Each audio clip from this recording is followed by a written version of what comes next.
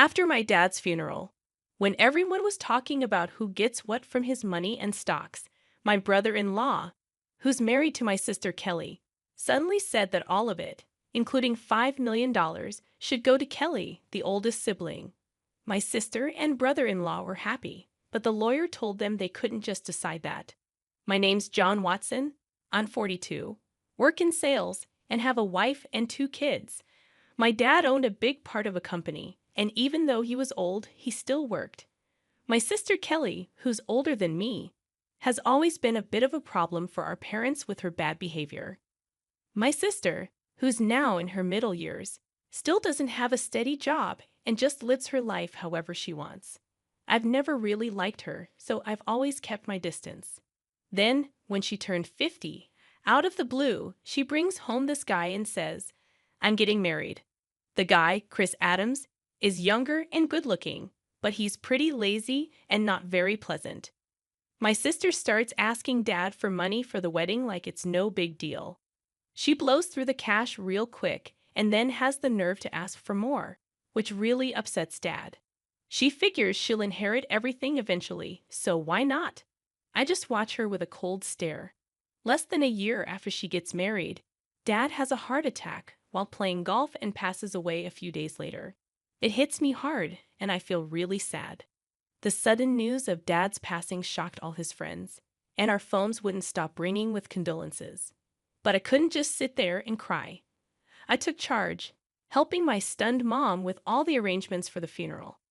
As usual, my sister was nowhere to be found, off doing her own thing. After the funeral, utterly exhausted, Mom and I finally got a chance to catch our breath. But the very next day, a lawyer showed up at our door to talk about Dad's will. Mom and I already knew what was in it, but my sister and her husband barged in, clueless about the whole thing, and dropped a bombshell. All of Dad's stocks and the $5 million inheritance will go to my wife, the oldest daughter. So, hands off. Mom and I were speechless at their audacity. "We did it, Kelly. Now we're set for life," cheered my brother-in-law, fist pumping with joy. The lawyer, clearly surprised, spoke up, "Hold on a minute."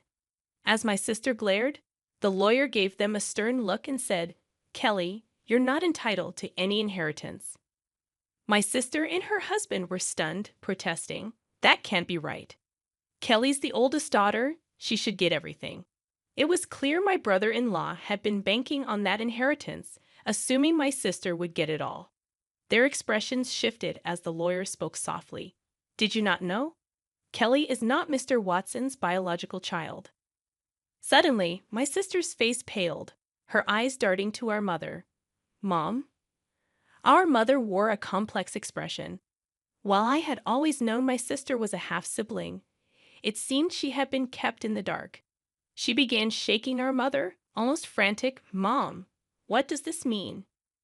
"Kelly, you're from my previous marriage," our mother muttered, shaken by my sister's grip. My sister, who had often teased me about being the favorite child, now wore a stunned expression.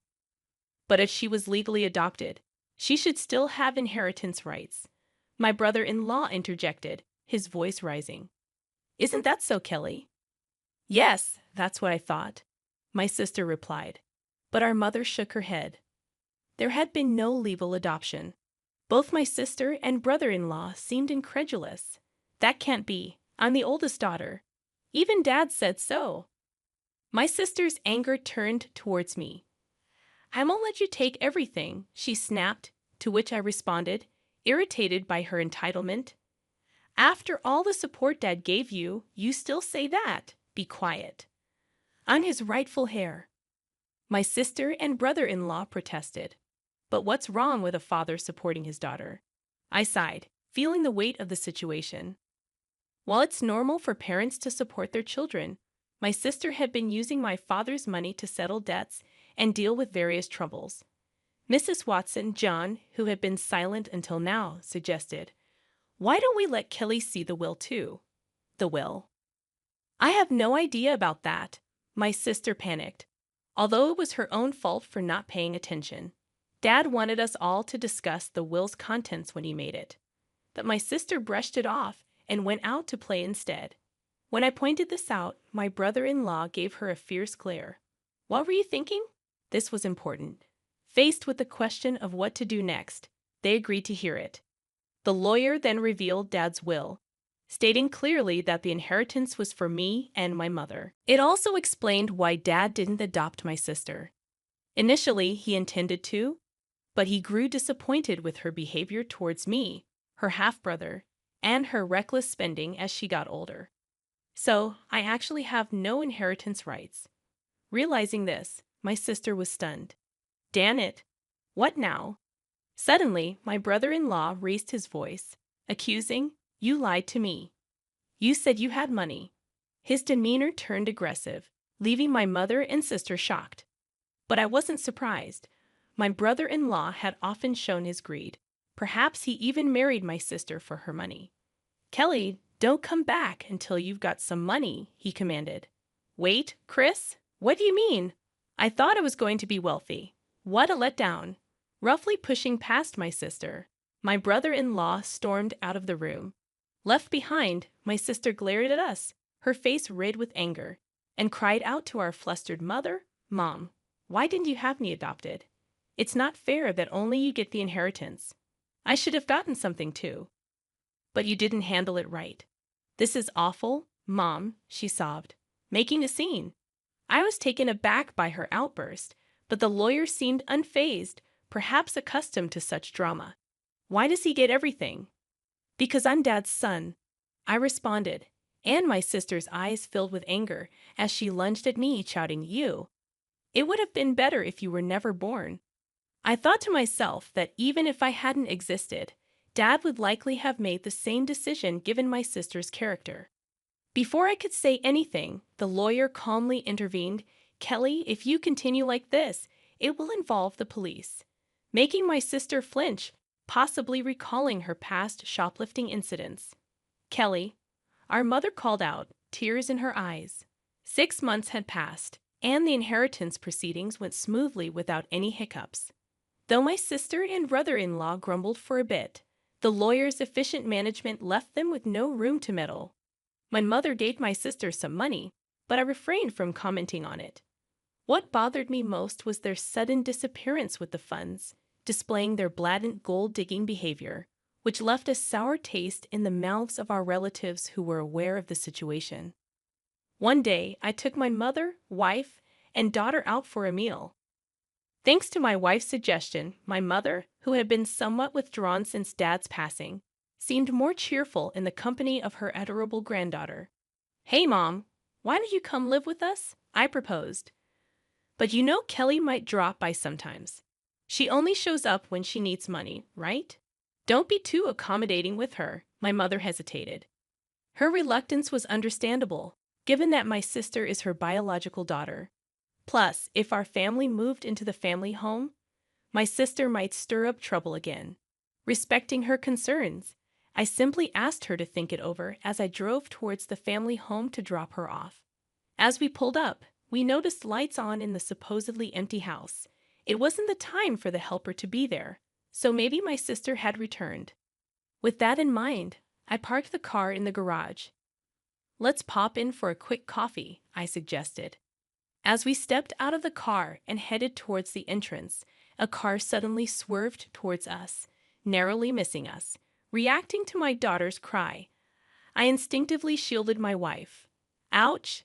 Thankfully, the car only grazed me, but I was thrown into a nearby flower bed, taking a hard knock. The car came to a halt after hitting the garage entrance. "Are you all right, honey?" My wife and daughter rushed over to help me up, while my mother stood trembling at the entrance, understandably shaken. Panic ensued. I was rushed to the hospital by ambulance and had to stay overnight. Later, I learned that the driver was Chris Adams, my brother-in-law. He claimed to the police that he mistook the accelerator for the brake, but I doubted his explanation. When my mother and sister visited me in the hospital, my sister looked at me coldly and remarked, "You're surprisingly resilient, aren't you?" I couldn't help but think that if I had been seriously injured, my mother would have inherited everything. "Too bad for you," I said with a smirk. My sister visibly tensed. "You were counting on it, weren't you?" I noticed her discomfort as she looked away. Well, Mom told me she plans to waive her inheritance from me, so causing such an accident was pointless. My sister seemed taken aback by this revelation. It appeared incomprehensible to her that someone would refuse what they could inherit. I have a wife and kids, so Mom asked me to pass it on to them. That's what parents do. But, my sister stuttered.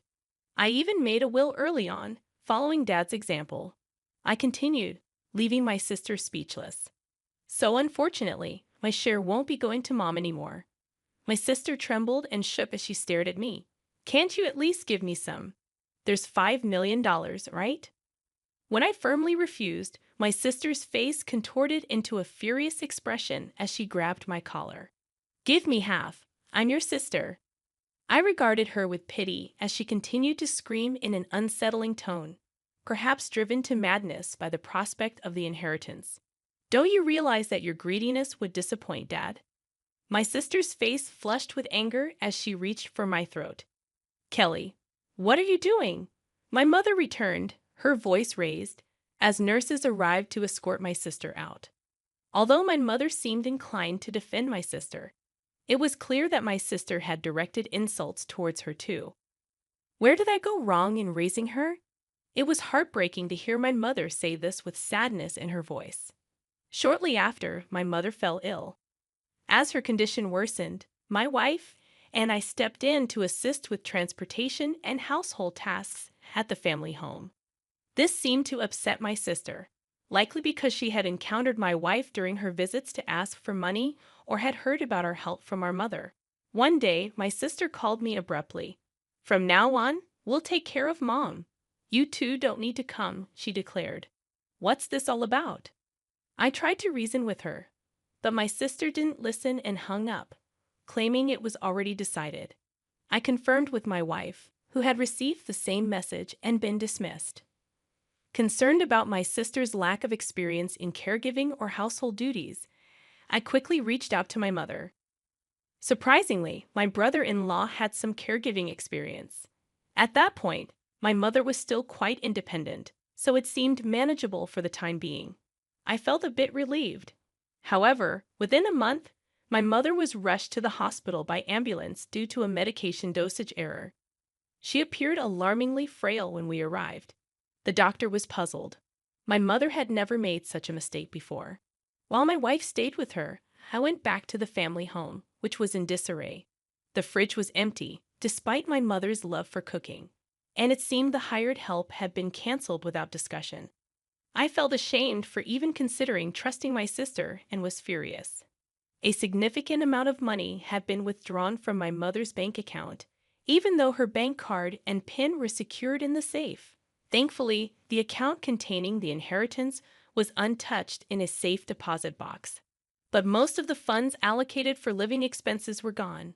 I gathered essential items for my mother's hospital stay, along with her bank card, and returned to explain the situation to her. Did Kelly? My mother seemed unaware of the bank card situation. However, when I inquired about the medication error, she looked somber and confessed that it was prepared by my brother-in-law. Mom, perhaps it's best not to allow my sister into the house anymore, I suggested. John, I promised to take care of you, but the house is in such disarray, and you've lost so much weight. Have you been eating properly? My mother's words weighed heavily on me. Mom, you should come live with us. I'll build a home where we can all be together, I proposed, causing my mother to break down in tears.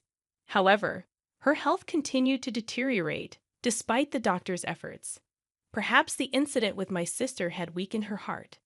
She never recovered and eventually passed away, almost as if following my father.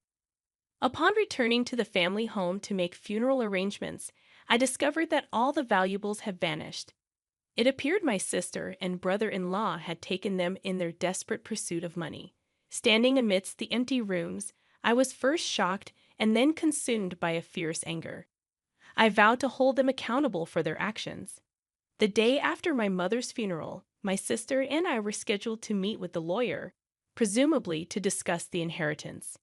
Too bad. Mom's inheritance rightfully belongs to me, her daughter, my sister boldly declared. I couldn't help but chuckle at her statement, as it seemed she was gravely mistaken. Let's see what the will says, I suggested. As the lawyer unveiled the will, my sister's face drained of color. No, this can't be. Kelly is not entitled to inherit anything. That's Dad's final wish, my brother-in-law exploded. However, the lawyer calmly reiterated the same statement. This is absurd. Kelly is that old woman's biological child. My brother-in-law erupted, sweeping items off the table in anger. You can't deceive us. Give us the inheritance now. Chris, did you try to harm my mom? I confronted him. He shot me an irritated glare. What? I never did such a thing, he retorted. Then why was there a mistake with her medication? I pressed further. My brother-in-law scowled in annoyance. Who cares about that, John? It's outrageous that we're not getting any inheritance, my sister interjected, seemingly losing her composure. What have you done? I asked her, stunned. It seemed she hadn't rushed over after hearing about our mother's passing, but had been banking on the inheritance to cover her expenses. Tell me this isn't true. I'm getting nothing. My sister demanded of the lawyer. Well, the lawyer began, carefully explaining the legal distribution of the inheritance. However, after deducting the amount my sister had withdrawn and the items she had sold, there was almost nothing left. She scratched her head in frustration. This outcome was reached after consulting with the lawyer in advance, I interjected. That can't be. It can't be this little. My sister muttered to herself, clearly dissatisfied.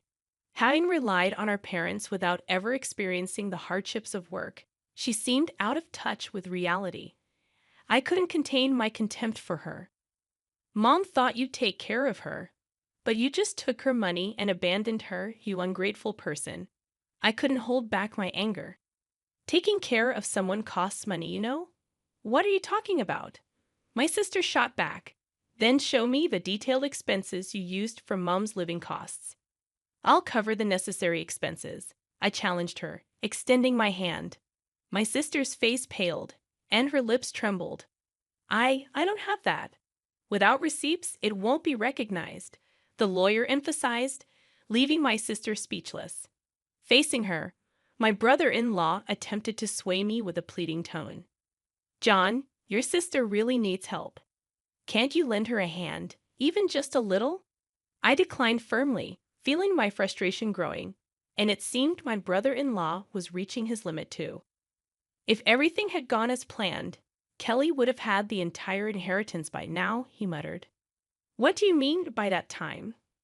I questioned, but before I could delve deeper, my brother-in-law let slip a revealing comment. Because of this guy, nothing ever goes smoothly. I was supposed to get a new car, but all I got was barely enough for repairs. My sister desperately tried to interject, but it was too late. That's a serious accusation. It sounds like fraud, the lawyer remarked, holding a recorder and smiling at the couple. What? That's illegal. I clearly stated at the outset that this meeting would be recorded, and you both agreed to it. My brother-in-law paled upon realizing his mistake. Turning to him, I declared, Chris, I'll be pressing charges for that accident. Don't be absurd. There's no evidence. You've just provided the evidence yourself. My sister burst into tears and shook my brother-in-law in frustration. You fool, it's all your fault. What are we going to do now? Eventually, my brother-in-law faced criminal charges. His previous offenses also came to light, leading to his detention by the police. My sister, implicated as an accomplice, received a lesser sentence. However, unable to afford her rent, she sought help from relatives but was rejected by everyone. As for me, I continued to work diligently without relying on any inheritance, finding solace in the dividends from stocks as a small pleasure.